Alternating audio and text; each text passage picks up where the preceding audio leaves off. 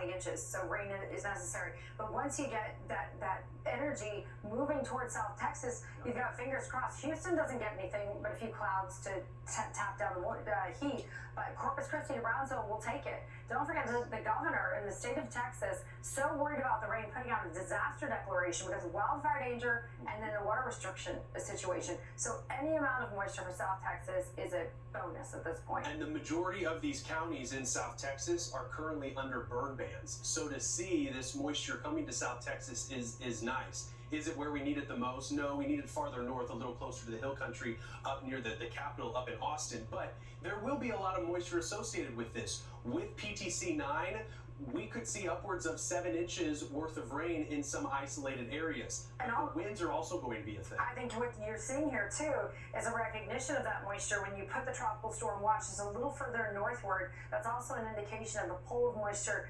from the Gulf that we could potentially see from this. Sometimes the winds, also at play here, but if there's enough forcing there to pull an onshore flow, then we get moisture to work with for some storms. There could be some surge with this. I don't know how influential a 3-foot surge would be, but that's something to consider as well. Not a big deal. The only thing is that the Texas coastline is very flat. So a 1 to upwards of 3-foot storm surge when you consider high tide, that could lead to a little bit of inundation. But overall, we've got Corpus Christi Bay, we have Copano Bay, which was devastated by Hurricane Harvey. Farther north, we have Port Lavaca, we've got Matagorda Bay too. So a 1 to 3-foot storm surge is an indication. And I'm highlighting these areas mainly north of Corpus Christi because the overall evolution of this thing, as it rotates counterclockwise, this system, and it gets its act together. But looking at what we've got going on, hurricane hunters are going to be investigating this later this afternoon. It's been really tough to really find that closed circulation. That's why this was given the designation PTC 9,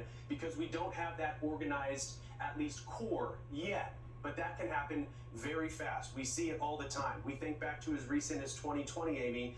Hannah was a tropical storm throughout the entire course of the Gulf of Mexico until it reached the coastline, and that's when it became quickly a hurricane. So the threats are there, and we do not want to ignore the threats that we have in the Gulf of Mexico, especially since this is the first one. Yeah, and I'll say threats /